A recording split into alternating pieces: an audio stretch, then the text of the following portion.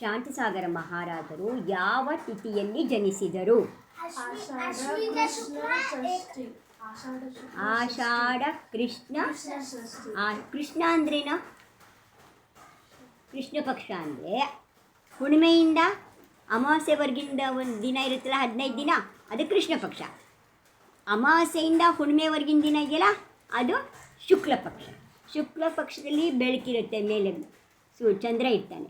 ಕೃಷ್ಣ ಪಕ್ಷದಲ್ಲಿ ಚಂದ್ರ ಕಾಣಲ್ಲ. ಅದೇ ಕೃಷ್ಣ ಪಕ್ಷ ಚಂದ್ರ ಇರಲ್ಲ, ಅಮಾವಾಸ್ಯೆ ಇರೋದು ಪಕ್ಷ.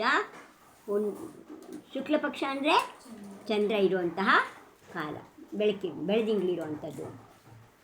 ಶಾಂತಿಸಾಗರರು ಯಾವ ವರ್ಷ ಜನಿಸಿದರು? 1872. ಶಾಂತಿಸಾಗರರು ಜನಿಸಿದ ನಗರ ಯಾವುದು? ಶಾಂತಿಸಾಗರ ಮಹಾರಾಜರು ಯಾವ ರಾಜ್ಯದಲ್ಲಿ ಜನಿಸಿದರು? ಶಾಂತಿಸಾಗರ ಮಹಾರಾಜರು ಯಾವ ಊರಿನಲ್ಲಿ ಬೆಳೆದರು? ಭೋಜ್. ಶಾಂತಿಸಾಗರ ಮಹಾರಾಜರ ಬಾಲ್ಯದ ಹೆಸರೇನು? ಶಾಂತಿಸಾಗರ ಮಹಾರಾಜರ ತಾಯಿಯ ಹೆಸರೇನು? ಶಾಂತಿಸಾಗರ ಮಹಾರಾಜರ ತಂದೆಯ ಹೆಸರೇನು? ಶಾಂತಿಸಾಗರ ಮಹಾರಾಜರು ಯಾವ ಉದ್ಯೋಗ ಮಾಡುತ್ತಿದ್ದರು? ಬಟ್ಟೆ ವ್ಯಾಪಾರ. ಶಾಂತಿಸಾಗರ ಮಹಾರಾಜರು ಯಾವ ವಯಸ್ಸಿನಲ್ಲಿ ಹಾಸಿಗೆ ತ್ಯಾಗ ಮಾಡಿದ್ರು?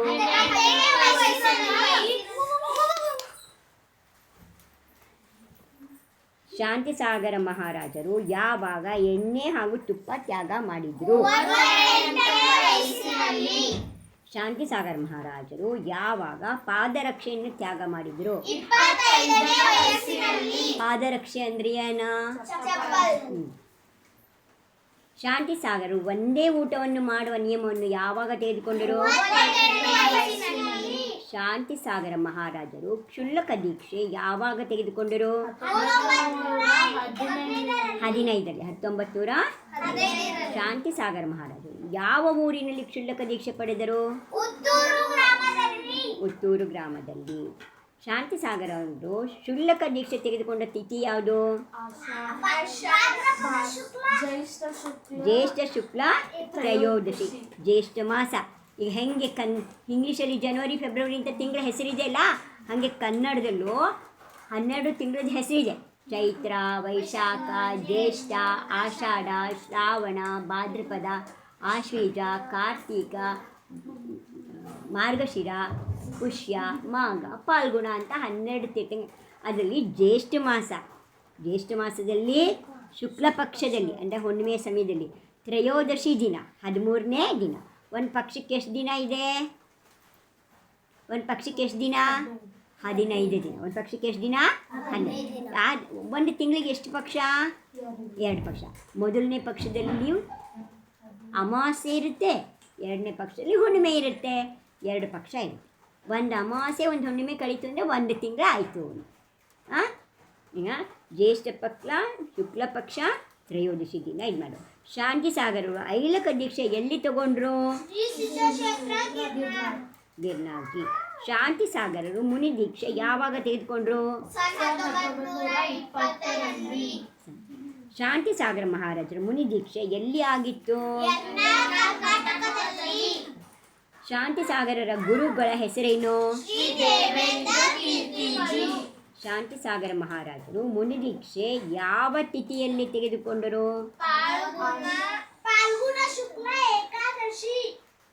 ನೋಡಿಕೊಂಡು ಹೇಳೋದಿಲ್ಲ.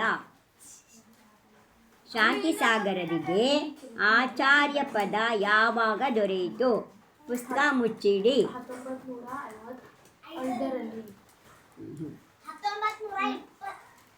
ಆಶ್ವೀಜ ಶುಕ್ಲ ಶಾಂತಿಸಾಗರ ಆಚಾರ್ಯ ಪದ ಯಾವಾಗ ದೊರೆಯಿತು? ಆಶ್ವೀಜ ಶುಕ್ಲ ಏಕಾದಶಿ ಅಂತ.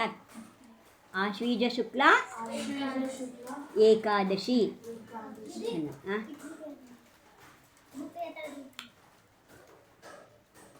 ಶಾಂತಿಸಾಗರರಿಗೆ ಆಚಾರ್ಯ ಪದ ಎಲ್ಲಿ ದೊರೆಯಿತು?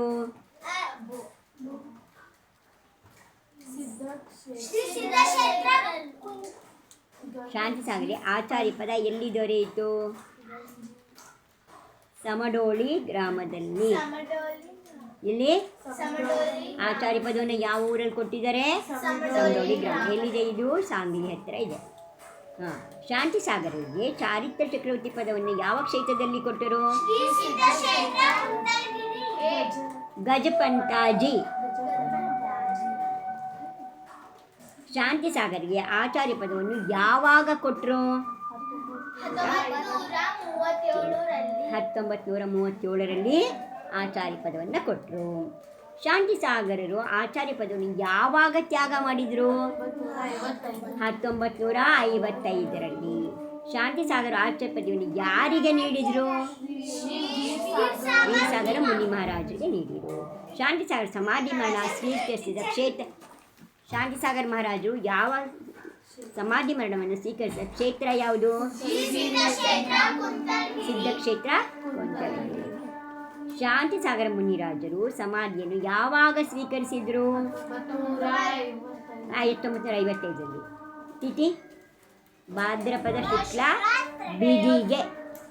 ಭಾದ್ರಪದ ಶುಕ್ಲ ಬಿದಿಗೆ. ಹುಣ್ಣಿಮೆ ಆದ 2ನೇ ದಿನ, ಅಮಾವಾಸ್ಯೆ ಆದ 2ನೇ ದಿನ, ಅದನ್ನು ಬಿದಿಗೆ. ಪಾಡ್ಯ ಹೇಳಿ. ಪಾಡ್ಯ, ಬಿದಿಗೆ, ತದಿಗೆ, ಚೌತಿ, ಪಂಚಮಿ, ಷಷ್ಠಿ, ಸಪ್ತಮಿ, ಅಷ್ಟಮಿ, ನವಮಿ, ದಶಮಿ, ಏಕಾದಶಿ, ದ್ವಾದಶಿ, ತ್ರಯೋದಶಿ, ಚತುರ್ದಶಿ, ಅಮಾವಾಸ್ಯೆ ಅಥವಾ ಹುಣ್ಣಿಮೆ. 2 ತಿಂಗಳಲ್ಲಿ ಪಾಡ್ಯದಿಂದ ಚತುರ್ದಶಿವರೆಗೆ ಅದೇ ಥರ ಇರುತ್ತೆ. ಆದರೆ 15ನೇ ದಿನ ನೋಡಿ ಎಣಿಸ್ಕೊಳ್ಳಿ. ಪಾಡ್ಯ 1ನೇ ದಿನ, ಬಿದಿಗೆ 2ನೇ ದಿನ, ತದಿಗೆ 3ನೇ ದಿನ, ಚೌತಿ 4ನೇ ದಿನ, ಪಂಚಮಿ 5ನೇ ದಿನ, ಷಷ್ಠಿ 6ನೇ ದಿನ, ಸಪ್ತಮಿ 7ನೇ ದಿನ, ಅಷ್ಟಮಿ 8ನೇ ದಿನ, ನವಮಿ 9ನೇ ದಿನ, ದಶಮಿ 10ನೇ ದಿನ, ಏಕಾದಶಿ 11ನೇ ದಿನ, ದ್ವಾದಶಿ 12ನೇ ದಿನ, ತ್ರಯೋದಶಿ 13ನೇ ದಿನ, ಚತುರ್ದಶಿ 14. 15ನೇ ದಿನ ಅಮಾವಾಸ್ಯೆ ಇರುತ್ತೆ, ಇಲ್ಲ ಹುಣ್ಣಿಮೆ ಇರುತ್ತೆ. ಒಂದು ಅಮಾವಾಸ್ಯೆ ಒಂದು ಹುಣ್ಣಿಮೆ 2 ಕೂಡಿದರೆ 1 ತಿಂಗಳಾಗುತ್ತೆ, 30 ದಿನ ಆಗುತ್ತೆ. 1ರಿಂದ 14ರವರೆಗೆ ಹೆಸರುಗಳು ಸೇಮ್ ಇದೆ. 2 ಕಡೆಯಲ್ಲಿ 2 ಪಕ್ಷಲ್ಲೂ ಒಂದೇ. ಅದೇ ಪಾಡ್ಯ, ಬಿದಿಗೆ, ತದಿಗೆ ಅದೇ ಇದೆ ಚತುರ್ದಶಿವರೆಗೆ. ಆದರೆ 15ನೇ ದಿನ ಏನಿರುತ್ತೆ? ಹುಣ್ಣಿಮೆ ಇರುತ್ತೆ ಅಥವಾ ಅಮಾವಾಸ್ಯೆ ಇರುತ್ತೆ. ಶಾಂತಿ ಸಾಗರಿಗೆ ಎಷ್ಟು ಜನ ಅಣ್ಣ ತಮ್ಮಂದಿರು ಇದ್ದರು? ಇಬ್ಬರು ಅಣ್ಣ ತಮ್ಮ ಇದ್ದರು. ಶಾಂತಿ ಸಾಗರ ಮಹಾರಾಜರಿಗೆ ಎಷ್ಟು ಜನ ಸಹೋದರಿಯರಿದ್ದರು? ಶಾಂತಿ ಸಾಗರರ ಜೀವನ ಚರಿತ್ರೆಯನ್ನು ಯಾವ ಗ್ರಂಥದಲ್ಲಿ ಹೇಳಿದ್ದಾರೆ? ಚಾರಿತ್ರ ಚಕ್ರವರ್ತಿ ಗ್ರಂಥದ ಮೊದಲನೇ ಪ್ರಕಾಶನ, ಅಂದರೆ ಮೊದಲು ಪ್ರಿಂಟ್ ಆಗಿದ್ದು. ಮೊದಲನೇ ಪ್ರಕಾಶನ ಅಂದರೆ ಪ್ರಿಂಟ್ ಆಗಿದ್ದು ಎಲ್ಲಿ? ಶಾಂತಿ ಸಾಗರರ ಆಶೀರ್ವಾದದಿಂದ ಮುನಿಗಳಾದ ವಿದ್ವಾಂಸರ ಹೆಸರೇನು?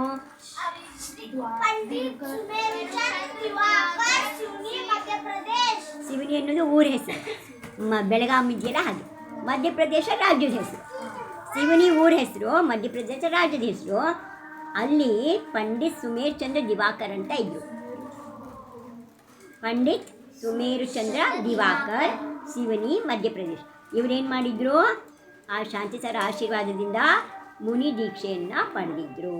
ಶಾಂತಿ ಸಾಗರ ಯಾವ ಜಾತಿಯಲ್ಲಿ ಹುಟ್ಟಿದ್ರು? ಚತುರ್ಥ ಜಾತಿಯಲ್ಲಿ.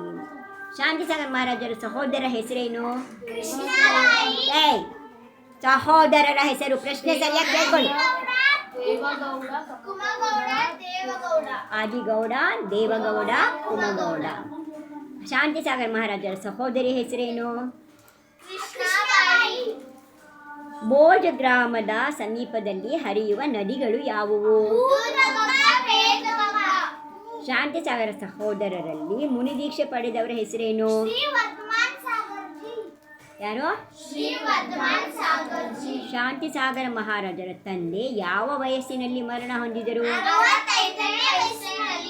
ಎಷ್ಟೇ ವಯಸ್ಸಲ್ಲಿ?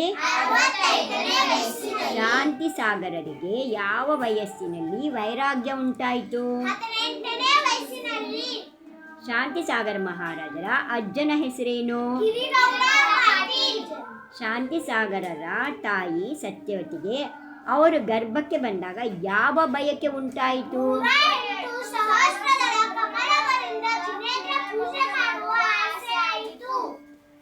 ಏನಾಯಿತು? 108 ಸಹಸ್ರದಳ ಕಮಲಗಳಿಂದ, ಅಂದರೆ 1000 ದಳ ಇರಬೇಕು ಅಂಥ ಕಮಲದ ಹೂವಿಂದ ಜಿನೇಂದ್ರ ಭಗವಂತನ ಪೂಜೆ ಮಾಡಬೇಕಂತ ಆಸೆ ಆಯಿತು. ಶಾಂತಿಸಾಗರರು ಮನೆಯಲ್ಲಿರುವಾಗ ಅವರನ್ನು ಏನಂತ ಕರಿತಿದ್ರು? ಏನಂತ ಕರಿತಿದ್ರು? ಅಪ್ಪ ಬೇರೆ ದಾದಾ ಬೇರೆ, 2 ಹೆಸರು ಕರಿತಿದ್ರು. ಅಪ್ಪ ಅಂತ ಕರಿತಿದ್ರು, ಇಲ್ಲಾಂದರೆ ದಾದಾ ಅಂತ ಕರಿತಿದ್ರು. ನೀವು ಕರಿತೀರಲ್ಲ ಅಣ್ಣಂದನ್ನ ದಾದಾ ಅಂತ ಕರಿತೀರಲ್ಲ, ಅವ್ರನ್ನ ಹಾಗೆ ಕರಿತಾ ಇದ್ರು. ಶಾಂತಿಸಾಗರರು ಮನೆಯಲ್ಲಿರುವಾಗ ಯಾವ ಬಟ್ಟೆ ತೊಡ್ತಾ ಇದ್ರು? ಕಾದು. ಶಾಂತಿಸಾಗರರು ಮಂದಿರಕ್ಕೆ ಹೋಗೋ ಯಾರ ಜೊತೆಯಲ್ಲಿ ಹೋಗ್ತಾ ಇದ್ರು? ತಮ್ಮ ತಾಯಿಯ ಜೊತೆ ಹೋಗ್ತಾ ಇದ್ರು. ಶಾಂತಿಸಾಗರರ ಧರ್ಮ ಧ್ಯಾನದಲ್ಲಿ ಭಾಗಿಯಾಗುತ್ತಿದ್ದ ಮಿತ್ರರು ಯಾರು? ರುದ್ರಪ್ಪ. ಶಾಂತಿಸಾಗರರೊಡನೆ ಜಿನವಾಣಿ ಕೇಳುತ್ತಾ ಓದುತ್ತಾ ಮುನಿ ಆದವರು ಯಾರು? ನೀನು ಕಲ್ತಿದೀಯಾ ಅಂತ ನನಗೆ ಗೊತ್ತು. ಪ್ರಶ್ನೆ ಸರಿಯಾಗಿ ಕೇಳ್ಕೊ, ಅರ್ಜೆಂಟ್ ಮಾಡಬೇಡ. ರೌನಪ್ಪ ಚೌಗಲೆ ಮುನಿ ಆದಿಸಾಗರರು. ಅವ್ರ ಮೊದಲನೇ ಹೆಸರು ರೌನಪ್ಪ ಚೌಗಲೆ. ಮುನಿ ಆದಮೇಲೆ ಅವ್ರ ಹೆಸರೇನು? ಆದಿಸಾಗರರು. ಶಾಂತಿಸಾಗರರನ್ನು ನಮ್ಮ ಗುರುಗಳು ತೀರ್ಥಂಕರರು ಅಂತ ಯಾರು ಹೇಳ್ತಾ ಇದ್ರು? ರಾಮ ಸಾಂಗಾವೆ. ಶಾಂತಿಸಾಗರರು ಮೊದಲು ಸಮಯ ಸಾರಬೇಡ, ಮಹಾಬಂಧವನ್ನೇ ತೆಗೆದುಕೊಳ್ಳಿ ಅಂತ ಎಲ್ಲಿ ಹೇಳಿದರು? ಕವಲಾನ. ಅದೊಂದು ಊರ ಹೆಸರು. ಕವಲಾನ ಅನ್ನೋದು ಊರಿದೆ. ಆ ಕವಲಾನ ಅನ್ನೋ ಊರಲ್ಲಿ ಚಾತುರ್ಮಾಸ ಅಲ್ಲಿದ್ದಾಗ ಅಲ್ಲಿ ಹೇಳಿದರು ಏನು ಮಾಡಬೇಕು? ಸಮಯ ಸಾರ ಮೊದಲು ಓದಬಾರ್ದು. ಏನು ಓದಬೇಕು? ಮಹಾಬಂಧ ಅಂದ್ರೇನು? ಕರ್ಮ ಬಂಧ ಆಗುತ್ತಲ್ಲ. ನಾವು ಮಾಡೋ ಒಳ್ಳೆ ಕೆಲಸದಿಂದ ಪುಣ್ಯಕರ್ಮ ಬಂಧ ಆತೆ, ನಾವು ಮಾಡೋ ಕೆಟ್ಟ ಕೆಲಸದಿಂದ ಪಾಪಕರ್ಮ ಬಂಧ ಆತೆ.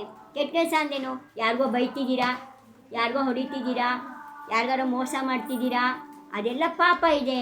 ಅದರಿಂದ ಪಾಪಕರ್ಮ ಬಂಧ ಆಗುತ್ತೆ. ಫಸ್ಟಿಗೆ ಬರ್ತಿದ್ದೀರಾ, ನೋಂಪಿ ಬೆಳಗ್ತಿದ್ದೀರಾ, ಆಹಾರನ ಕೊಡ್ತಿದ್ದೀರಾ, ಸ್ವಾಧ್ಯಾಯ ಮಾಡ್ತಿದ್ದೀರಾ, ಒಳ್ಳೊಳ್ಳೆ ಕೆಲಸ ಚಲೋ ಕೆಲಸ ಮಾಡ್ತಿದ್ದೀರಾ, ತಂದೆ ತಾಯಿಗೆ ಸಹಾಯ ಮಾಡ್ತಿದ್ದೀರಾ, ಮನೇಲಿ ಸ್ಕೂಲಲ್ಲಿ ಟೀಚರಿಗೆ ಸಹಾಯ ಮಾಡ್ತಿದ್ದೀರಾ, ಜೊತೆಯಲ್ಲಿ ಇರುವಂಥ ಗೆಳೆಯರಿಗೆ ಗೆಳತಿಯರಿಗೆ ಸಹಾಯ ಮಾಡ್ತೀರಾ, ಎಲ್ಲ ಒಳ್ಳೆ ಕೆಲಸ ಇದೆ. ಅವಾಗೇನಾಗುತ್ತೆ? ಪುಣ್ಯ ಬಂಧ ಆಗತ್ತೆ.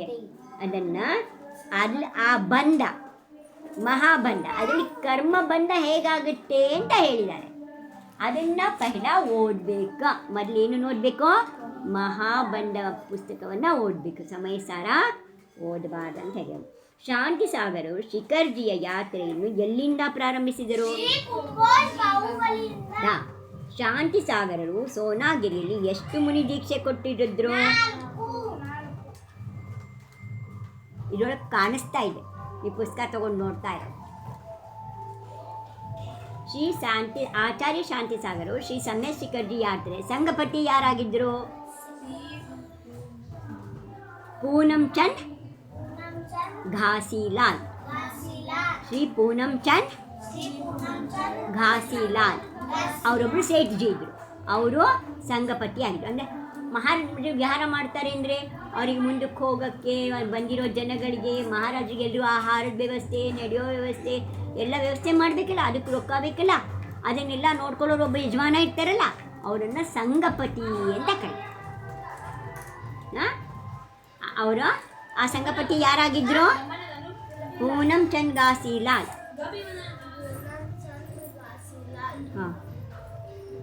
ಒಬ್ಬರು ಆಚಾರ್ಯರು. ಶ್ರೀ ಸಮ್ಯದ ಶಿಖರ ಯಾತ್ರೆಯಲ್ಲಿ ಎಷ್ಟು ಜನ ತ್ಯಾಗಿ ಇದ್ದರು? ಒಬ್ಬ ಆಚಾರ್ಯರಿದ್ದರು. ಯಾರು? ಶಾಂತಿಸಾಗರ ಮಹಾರಾಜರು.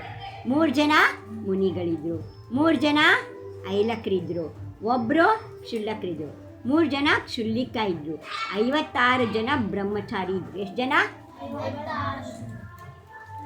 ಶಾಂತಿಸಾಗರರು ಯಾವ ವರ್ಷ ದಿಲ್ಲಿಯಲ್ಲಿ ಚಾತುರ್ಮಾಸ ಮಾಡಿದ್ರು? 1931. ಶಾಂತಿಸಾಗರರು ಜೈಪುರದಲ್ಲಿ ಯಾವ ವರ್ಷ ಚಾತುರ್ಮಾಸ ಮಾಡಿದರು? 1932. ಶಾಂತಿ ಸಾಗರರಿಗೆ ಹುಚ್ಚನು ಉಪಸರ್ಗ ಮಾಡಿದ ಸ್ಥಳ ಯಾವುದು? ಕೋಗನೋಲಿಯ ಗುಹೆ. ಯಾವುದು? ಕೋಗನೋಲಿಯ ಗುಹೆ. ಯಾವುದು? ಕೋಗನೋಲಿ ಅನ್ನೋದೊಂದು ಊರು. ಆ ಊರ ಹತ್ರ ಗುಹೆಗಳಿದೆ. ಆ ಕೋಗನೋಲಿ ಹತ್ರ ಇರುವಂಥ ಗುಹೆಯಲ್ಲಿ ಒಬ್ಬ ಹುಚ್ಚ ಬಂದು ಅವ್ನು ದಿನ ಅಲ್ಲಿ ಮಲಿಕೋತಿದ್ದ ಗುಹೆ ಒಳಗೆ. ಇವತ್ತು ಅವ್ರಿಗೆ ಗೊತ್ತಿಲ್ಲ ಪಾಪ ಶಾಂತಿಸಾಗರ ಅದು ಹುಚ್ಚಿನ ಗುಹೆ ಅಂತ. ಹೋಗೋದ್ರೊಳಗೆ ಕೂತ್ಕೊಂಡ್ಬಿಟ್ಟಿದ್ರು ಅವರು ಧ್ಯಾನಕ್ಕೆ. ಆವಾಗ ಅವನಿಗೆ ಸಿಟ್ಟು ಬರುತ್ತೆ, ನನ್ನ ಜಾಗದಲ್ಲಿ ಬಂದಿದ್ದೆ. ಅವಾಗ ಅವರನ್ನು ಹೊಡಿತು. ಆದರೆ ಅವರು ಹೇಳಲ್ಲ. ಅವ್ನು ಹೊಡೆದು ಸುಸ್ತಾಗಿ ಹೋಗ್ತಾನೆ. ಇವರು ಅಲ್ಲೇ ಕೂತ್ಕೊಂಡು ಜಪ ಮಾಡಿ ಬೆಳಗ್ಗೆ ಎದ್ದು ಬರ್ತಾರೆ ಸಾಮಾಯಿಕ. ಎಲ್ಲಿ ಹುಚ್ಚಾಗಿ ಹಾಡ್ಕೊಂಡ? ಕೋಗನೋಲಿಯ ಗುಹೆಯಲ್ಲಿ. ಶಾಂತಿ ಸಾಗರ 12 ವರ್ಷ ಸಲ್ಲೇಖನನ್ನು ಯಾವ ಕ್ಷೇತ್ರದಲ್ಲಿ ಸ್ವೀಕರಿಸಿದ್ರು? ಶ್ರೀ ಕ್ಷೇತ್ರ ಗಜಪಂತ. ಎಲ್ಲಿ ಸಲ್ಲೇಖನ ವ್ರತ ತಗೊಂಡಿದ್ದು? ಶ್ರೀ ಕ್ಷೇತ್ರ ಗಜಪಂತದಲ್ಲಿ. ಶಾಂತಿ ಸಾಗರರು ಯಾವ ಕಾರಣದಿಂದ ಸಲ್ಲೇಖನ ತೆಗೆದುಕೊಂಡು ಶರೀರವನ್ನು ತ್ಯಾಗ ಮಾಡಿದರು? ಏನಾರ ಕಾರಣ ಬೇಕಲ್ಲ. ಸುಮ್ಮನೆ ಸಲ್ಲೇಖನ ತಗೊಳ್ಳೋ ಹಾಗಿಲ್ಲ. ಮತ್ತು ಯಾವಾಗ ತಗೋಬೋದು? ನಾವಿರೋ ಜಾಗಕ್ಕೆ ಬೆಂಕಿ ಬಿದ್ದಿದೆ, ನಮಗೂ ದಾಟಕ್ಕೆ ಜಾಗ ಇಲ್ಲ, ನಾವು ಬೆಂಕಿನ ಸುಟ್ಟು ಹೋಗ್ತೀವಿ ಅಂತ ಆಗಿ ಆವಾಗ ಸಲ್ಲೇಖನ ತಗೋ. ಅಂದರೆ ನನಗೆ ಎಲ್ಲ ತ್ಯಾಗ, ಆಹಾರ, ಬಟ್ಟೆ, ಇದು ಮನೆ, ಏನೇನು ಎಲ್ಲ ತ್ಯಾಗ ಅಂತ ಹೇಳೋದು ಸಲ್ಲೇಖ. ನಿಮ್ಗೆ ಚಿಕ್ಕದಾಗಿ ಹೇಳ್ತಾ ಇದ್ದೀನಿ, ಭಾಳ ದೊಡ್ಡದು ಹೇಳಿ ನಿಮ್ಗೆ ಅರ್ಥ ಆಗಲ್ಲ. ಯಾವಾಗ ನಾವು ಬದುಕಲ್ಲ ಅಂತ ಗೊತ್ತಾಗ, ಆಕ್ಸಿಡೆಂಟ್ ಆಗಿಬಿಟ್ಟಿದೆ, ಆಕ್ಸಿಡೆಂಟಲ್ಲಿ ನಾವು ಬದುಕಲ್ಲ ಅಂತ ಗೊತ್ತಾಗಿದೆ. ಯಾವುದೋ ಇದರಿಂದ ಬ್ರಿಡ್ಜಿಂದ ಕೆಳಗಡೆ ಬಿದ್ದುಬಿಟ್ಟಿದೆ, ಬಸ್ಸು ಟ್ರೈನು ಏನೋ ಬಿದ್ದುಬಿಟ್ಟಿದೆ, ನಾವು ಬದುಕಲ್ಲ ಅಂತ ಆವಾಗ ಸಲ್ಲೇಖನ. ಅಂದರೆ ಏನು ಮಾಡಬೇಕು? ಆವಾಗ ಅರಿಹಂತರು, ಸಿದ್ಧರು, ಆಚಾರ್ಯ, ಉಪಾಧ್ಯಾಯ, ಸಾಧುಗಳು ನಾನು ನೆನೆಸ್ಕೊಂಡು ಜಪ ಮಾಡಿ 9 ಜಪ ಮಾಡಿಬಿಟ್ಟು ನನಗೆ ಬದುಕಿದ್ರೆ ನಾನು ಊಟ ಮಾಡ್ತೀನಿ, ಇಲ್ಲಂದಿದ್ದರೆ ನನಗೆ ಎಲ್ಲಾವುದು ತ್ಯಾಗ ಅಂತ ಹೇಳ್ಕೊಳ್ಳೋದಕ್ಕೆ ಸಲ್ಲೇಖನ ಅಂದೆ. ಅದನ್ನು ಬೆಂಕಿ ಬಿದ್ದಾಗ, ಆಕ್ಸಿಡೆಂಟ್ ಆದಾಗ, ಇಲ್ಲ ಪ್ರವಾಹ ಬಂದುಬಿಟ್ಟಿದೆ ಊರಲ್ಲಿ, ಮೊನ್ನೆ ಜೋರು ಮಳೆ ಬಂದಾಗ ಬಾಂಬೆ ಎಲ್ಲ ಮುಳುಗಿ ಹೋಗಿತ್ತಲ್ಲ ನೀರಲ್ಲಿ, ಎಷ್ಟು ಜನ ಸತ್ತಿರ್ಬೋದು, ಅವಾಗ ಎಷ್ಟು ಪ್ರಾಣಿಗಳು ಸತ್ತಿರ್ಬೋದು, ಏನೇನಾಗಿರ್ಬೋದು. ಅಂಥ ಸಮಯದಲ್ಲಿ ಏನು ಮಾಡಬೇಕು? ಸಲ್ಲೇಖನ ತಗೋಬೇಕು. ಅಸಾಧ್ಯ ರೋಗ ಬಂದಿದೆ, ಬದುಕದೇ ಇಲ್ಲ ಅನ್ನುವಂಥ ರೋಗ ಬಂದಿದೆ. ಆವಾಗ ಇಲ್ಲ ತುಂಬ ವಯಸ್ಸಾಗಿದೆ, ಕಣ್ಣು ಕಾಣಲ್ಲ, ವ್ರತ ಪಾಲನೆ ಮಾಡೋಕ್ಕಾಗಲ್ಲ, ಪೂಜೆ ಮಾಡೋಕ್ಕಾಗಲ್ಲ, ಸರಿಯಾಗಿ ನೋಡಿ ಊಟ ಮಾಡೋಕ್ಕಾಗಲ್ಲ, ಆಹಾರ ಮಾಡೋಕ್ಕಾಗಲ್ಲ. ಅವಾಗ ಏನು ಮಾಡಬೇಕು? ಸಲ್ಲೇಖನ ತಗೋಬೇಕು. ಹಾಗೆ ಇಲ್ಲಿ ಅವಾಗ ಎಲ್ಲಿ ತಗೊಂಡ್ರು ಸಲ್ಲೇಖನನ? ಅವ್ರಿಗೆ ನೇತ್ರ ಜ್ಯೋತಿ ಅಂದರೆ ಕಣ್ಣು ಮಂದಾಯ್ತು. ನೇತ್ರ ಜ್ಯೋತಿ ಮಂದಾಯ್ತು, ಕಣ್ಣು ಕಾಣ್ದಂಗಾಯ್ತು. ಅವಾಗ ಕಣ್ಣು ಕಾಣ್ದಂಗಾದಾಗ ಅವ್ರು ಏನು ಮಾಡಿರೋ? ಸಲ್ಲೇಖನವನ್ನು ತಗೊಂಡ್ರು. ಆಚಾರ್ಯ ಶಾಂತಿಸಾಗರು ಮೊದಲು ಯಾವ ಶಾಸ್ತ್ರವನ್ನು ಓದಿದ್ರು? ನಿಮಗೆಲ್ಲ ಅದನ್ನೇ ಕಲಿಸ್ತಿದ್ದೀನಲ್ವಾ. ಆದರೆ ಎಲ್ಲರೂ ಕಲೀಲೇ ಇಲ್ಲ. ಅವನೊಬ್ಬನೇ 32 ಸ್ತೋತ್ರ ಕಲ್ತಿರೋದು.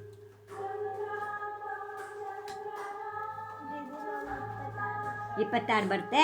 Very good. ಶಾಂತಿ ಸಾಗರರನ್ನು ಮಣಿ ಸಹಿತ ಮಣಿ ಅಂದರೆ ಇದೆಲ್ಲ ಕೂತ್ಕೊಳ್ಳೋ ಮನೆ ಇದೆಯಲ್ಲ, ಮನೆ ಕೂತಿರೋ ಸಾಮಾಯಿಕ ಮಾಡ್ತಿದ್ರು. ಒಬ್ಬ ಭೀಮ್ಷ ಅಂತ ಇದ್ದ. ಯಾರೋ ಭೀಮ್ಷ ಅಂತ. ಅವ್ನು ಶ್ರಾವಕ ಇದ್ದ. ಹೆಂಗೆ ನಮ್ಮ ಮಾವೀರ್ ಗೌರಣ್ಣ ಯಾವಾಗಲೂ ಮಹಾರಾಜರ ಜೊತೆ ಇರ್ತಾರಲ್ಲ, ಹಂಗಾಗಿ ಯಾವಾಗ ಜೊತೆ ಇದ್ದರು. ಒಂದು ಊರಿಗೆ ಹೋಗ್ತಾರೆ, ನಂಗೆ ಊರ ಹೆಸರು ಮಾಡ್ತಿದ್ದೆ, ನೆನಪಾದಾಗ ಹೇಳ್ತೀನಿ. ಆ ಊರಲ್ಲಿ ಚಾತುರ್ಮಾಸ ಮಾಡೋಕ್ಕೆ ಜನ ಸರಿ ಇರಲಿಲ್ಲ. ಅದಕ್ಕೆ ಅವನಿಗೆ ಚಿಂತೆ ಆಯ್ತು, ಈ ಊರಲ್ಲಿ ನಾಳೆಯಿಂದ ಚಾತುರ್ಮಾಸ, ಇವ್ರು ಇಲ್ಲೇ ಉದ್ದರೆ ಮತ್ತು ಚಾತುರ್ಮಾಸ ಹೆಂಗಾಗೋದು? ಮಹಾರಾಜಿಗೆ ಕಷ್ಟ ಆಗ್ತಿಲ್ಲ. ಅವ್ರು ಮಹಾರಾಜಿ ಸಾಮಾಯಿಕ ಕೂತ್ಕೊಂಡ್ರಲ್ಲ, ಅವ್ರು ಕೂತ್ಕೊಂಡಾಗ ಬೆಳಗ್ಗೆ 3 ಗಂಟೆಗೆ ಮನೆಯೇ ಎತ್ಕೊಂಡ್ಬಿಟ್ಟ. ಮಹಾರಾಜು ಮನೆ ಮೇಲಿದ್ದಾರೆ, ಆ ಮನೆಯೂ ಸೇರಿಸಿ ಮಾರನ್ನು ಹೊತ್ಕೊಂಡು ಮುಂದಿನ ಊರಿಗೆ ತೊಗೊಂಡೋಗ್ಬಿಟ್ಟಿದ್ದ. ಅವ್ರು ವಾಪಸ್ ನಡ್ಕೊಂಬರ್ಬೇಕು. ಅವರು ಮತ್ತೆ ವಾಪಸ್ ಹೊಳ್ಳು ಬರೋಕ್ಕಾಗಲ್ಲ. ಅವಾಗ ಅದೇ ಊರಲ್ಲಿ ಚಾತುರ್ಮಾಸ ಮಾಡಿ.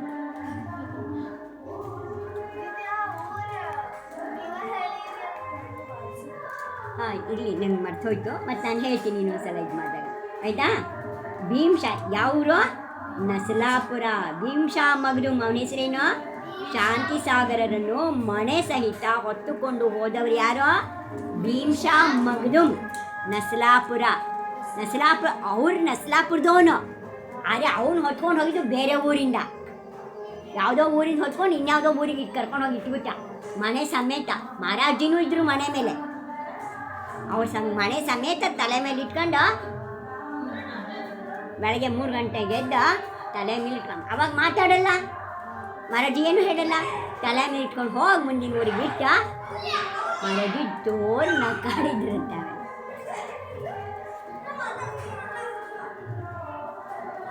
ಶಾಂತಿ ಸಾಗರರು ದೇವಪ್ಪರಿಗೆ ಮುನಿ ದೀಕ್ಷೆ ಕೊಟ್ಟ ಕ್ಷೇತ್ರ ಯಾವುದು? ಕ್ಷೇತ್ರ ಶ್ರವಣ ಬೆಳಗೊಳ. ಶಾಂತಿ ಸಾಗರ ಮಜೂರು ಜಿನವಾಣಿಯನ್ನು ಏನೆಂದು ಹೇಳುತ್ತಿದ್ದರು? ಪ್ರಾಣವಿದೆ, ಜಿನವಾಣಿ ನಮ್ಮ ಪ್ರಾಣ ಇದೆ ಅಂತ ಹೇಳ್ತಿದ್ರು. ಶಾಂತಿ ಸಾಗರ ಯಾವ ಗ್ರಂಥವನ್ನು ಓದಿ ವೈರಾಗ್ಯ ಮೂಡಿತು? ಆತ್ಮಾನುಶಾಸನ. ಶಾಂತಿ ಸಾಗರ ಮಹಾರಾಜರು ಎಷ್ಟು ವರ್ಷಗಳವರೆಗೆ ಅನ್ನ ಹಾಲು ಮಾತ್ರ ತೆಗೆದುತ್ತಾ ಇದ್ರು? ದೀಕ್ಷೆ ಆದಮೇಲೆ ಬರೀ ಅನ್ನ ಹಾಲು ಅಷ್ಟೇ ತೊಗೊಂಡಿದ್ದಾರೆ, ಬೇರೆಯವ್ರು ಯಾರು ಏನೂ ಕೊಟ್ಟೇ ಇಲ್ಲ. ರೊಟ್ಟಿ, ತಾಲಿಪಟ್ಟ, ಚಪಾತಿ ಏನೂ ಮಾಡೇ ಇಲ್ಲ. 12 ವರ್ಷ ಬರೀ ಅನ್ನ ಹಾಲೇ ತಿನ್ಕೊಂಡಿದ್ದಾರೆ. ಅದು ಒಂದೇ ಹೊತ್ತು ಊಟ ಮಹಾರಾಜರಿದು. ಹೆಂಗಿರ್ಬೇಕು ಅವ್ರ ತಪಸ್ಸು. ಬರುತ್ತೆ, ಅದು ಮುಂದೆ ಬರುತ್ತೆ, ನೋಡ್ತಾ ಹೋಗು. ಶಾಂತಿ ಸಾಗರ್ ಮಹಾರಾಜರು ಎಷ್ಟು ಕಾಲದವರೆಗೆ ಅನ್ನಾಹಾರವನ್ನು ಬಿಟ್ಟಿದ್ದರು? 5 ದಿನಗಳವರೆಗೆ. 1105 3 ವರ್ಷ 1105 ದಿನಗಳವರೆಗೆ ಅನ್ನಾಹಾರವನ್ನು ತ್ಯಾಗ ಮಾಡಿದ್ರು. ಬರೀ ಹಣ್ಣ ನೀರ ಹಾಲ ತಗೋತಿದ್ರು, ರೊಟ್ಟಿ ಪಲ್ಯ ಇದು ಅವೆಲ್ಲ ಏನೂ ತಗೋತಾ ಇರಲಿಲ್ಲ. ಶಾಂತಿ ಸಾಗರರ ಪ್ರಥಮ ಶಿಷ್ಯ ಮುನಿ ಯಾರು? ಮುನಿ ಶ್ರೀ ವೀರಸಾಗರರು. ಶಾಂತಿ ಸಾಗರ ಮಹಾರಾಜರು ಕುಂತಲಗಿರಿಯಲ್ಲಿ ಎಷ್ಟು ಚಾತುರ್ಮಾಸ ಮಾಡಿದ್ರು? ಶಾಂತಿ ಸಾಗರ ಮಹಾರಾಜರು ಎಷ್ಟನೇ ವಯಸ್ಸಿನಲ್ಲಿ ದೀಕ್ಷೆ ತೆಗೆದುಕೊಂಡ್ರು? ಎಷ್ಟನೇ ವಯಸ್ಸಲ್ಲಿ? 48ನೇ ವಯಸ್ಸಲ್ಲಿ ದೀಕ್ಷೆ ತಗೊಂಡ್ರು. ಶಾಂತಿ ಸಾಗರ ಮಹಾರಾಜರು ಎಷ್ಟು ಉಪವಾಸ ಮಾಡಿದ್ರು? 9,938 9,938 ಅಷ್ಟು ಉಪವಾಸ ಮಾಡಿದ್ರು. ನಾಗಪುರ ನಗರಕ್ಕೆ ಶಾಂತಿ ಸಾಗರ ಎಷ್ಟು ದಿನದಲ್ಲಿ ಬಂದಿದ್ರು? 3 ದಿನ. ಶಾಶ್ವತ ಸಿದ್ಧಕ್ಷೇತ್ರ ಶ್ರೀ ಸನ್ಮೇಧ ಶಿಖರಕ್ಕೆ ಶಾಂತಿ ಸಾಗರರು ಸಂಘ ಸಹಿತ ಯಾವಾಗ ವಿಹಾರ ಮಾಡಿದ್ರು? 1927ರಲ್ಲಿ. 1927. ಶಾಂತಿ ಸಾಗರ ಮಹಾರಾಜರು ದಕ್ಷಿಣದಿಂದ ಉತ್ತರಕ್ಕೆ ಹೋದಾಗ ಪ್ರಥಮ ಚಾತುರ್ಮಾಸ ಎಲ್ಲಿ ಮಾಡಿದ್ದರು? ಕಟನಿ ನಗರದಲ್ಲಿ. ಶಾಂತಿ ಸಾಗರ ಮಹಾರಾಜರು ಯಾವ ಮಂತ್ರವನ್ನು ಜಪಿಸುತ್ತಿದ್ರು? ಓಂ ನಮಃ ಸಿದ್ದೇಭ್ಯಃ. ಏನು ಜಪಿಸ್ತಿದ್ರು? ಮೊದಲು ನಿಮ್ಗೆ ಅದನ್ನೇ ಹೇಳ್ತೀನಲ್ಲ, 3 ಸಲ ಹೇಳಿಸ್ತೀನಿ. ಆಮೇಲೆ ಎಲ್ಲ ಭಗವಂತ ಮುನಿರಾಜರು ಮೊದಲು ಅದನ್ನೇ ಜಪ. ಈಗ ಹೊಟ್ಟೆ ತುಂಬಿತು. ಶಾಂತಿ ಸಾಗರರು ಆಜೀವನ ವಾಹನ ತ್ಯಾಗ ಮಾಡಿದ ಕ್ಷೇತ್ರ ಯಾವುದು? ಶ್ರೀ ಕುಂಡಲ ಕ್ಷೇತ್ರ, ಸಾಂಗ್ಲಿ. ಕುಂಡಲ ಅಂತ ಬೇರೆ ಒಂದಿದೆ ಸಾಂಗ್ಲಿನಲ್ಲಿ. ಅಲ್ಲಿ ಅವರು ವಾಹನ ಹತ್ತಲ್ಲ ಇನ್ಯಾವತ್ತು ಅಂತ ತ್ಯಾಗ ಮಾಡಿ. ಮಹಾರಾಜರು ನಡ್ಕೊಂಡೇ ಹೋಗ್ತಾರಲ್ಲ, ಬ್ರಹ್ಮಚಾರಿ ಅವಸ್ಥೆಯಲ್ಲೂ ನಡ್ಕೊಂಡೇ ಹೋಗಿದ್ದಾರೆ, ಮನೆಯಲ್ಲಿ ಇರಬೇಕಾದ್ರೂ ನಡ್ಕೊಂಡು ಹೋಗಿದ್ದಾರೆ. ಕುಂಡಲ ಕ್ಷೇತ್ರ, ಸಾಂಗ್ಲಿ. ಶಾಂತಿ ಸಾಗರರು ಅಶಕ್ತನಾದ ಪುರುಷನನ್ನು ಹೆಗಲ ಮೇಲೆ ಹೊತ್ತು ಯಾವ ಕ್ಷೇತ್ರದ ದರ್ಶನ ಮಾಡಿಸಿದ್ರು? ಶ್ರೀ ಕ್ಷೇತ್ರ ರಾಜಗೃಹ. ಯಾವುದು? ಶಾಂತಿ ಸಾಗರರು ಗೃಹಸ್ಥಾವಸ್ಥೆಯಲ್ಲಿ ಆತ್ಮಹತ್ಯೆಯಿಂದ ಯಾರನ್ನು ರಕ್ಷಿಸಿದ್ರು? ಮಾಲ್ಗೌಂಡ ಪಾಟೀಲ್ ಅನ್ನೋರು. ಅವ್ರು ಆತ್ಮಹತ್ಯೆ ಮಾಡ್ಕೊಳಕ್ಕೆ ಹೋಗಿದ್ರು, ಅದರಿಂದ ಆತ್ಮಹತ್ಯೆ ಮಾಡ್ಕೋಬಾರ್ದು ಅಂತೇಳಿ ಅವರನ್ನು ರಕ್ಷಣೆ ಮಾಡಿದ್ರು. ಶಾಂತಿ ಸಾಗರ ಮೈ ಮೇಲೆ ಸರ್ಪ ಹತ್ತಿದರೂ ಬಿಡದೆ 2 ಗಂಟೆ ಧ್ಯಾನ ಮಾಡಿದ ಕ್ಷೇತ್ರ ಯಾವುದು? ಕೋಗನೋಲಿ. ಕರ್ಮನಾಶಕ್ಕಾಗಿ ಯಾವ ವ್ರತವನ್ನು ಶಾಂತಿ ಸಾಗರರು 3 ಬಾರಿ ಮಾಡಿರು? ಕರ್ಮದಹನ ವ್ರತ ಮತ್ತು ಸಿಂಹ ನಿಷ್ಕ್ರೀಡಿತ ವ್ರತ. ಯಾವ ವ್ರತ ಮಾಡಿರೋ? ಕರ್ಮದಹನ ವ್ರತ, ಸಿಂಹ ನಿಷ್ಕ್ರೀಡಿತ ವ್ರತ. ಶಾಂತಿ ಸಾಗರರು 16 ದಿನದ ಉಪವಾಸನೆ ಎಷ್ಟು ಬಾರಿ ಮಾಡಿದ್ರು? ಇವತ್ತು ನೀರು ಕುಡಿದ್ರೆ ಇನ್ನು 16 ದಿನ ನೀರು ಕುಡಿದಿಲ್ಲ, 17ನೇ ದಿನ ಊಟ ಮಾಡಿ ಹಂಗೆ ಉಪವಾಸ ಮಾಡಿದ್ರು. ಜಲ್ದಿ ಬರ್ರಿ. ಆಯ್ತು ರೀ ಪ್ರಭುದೇವ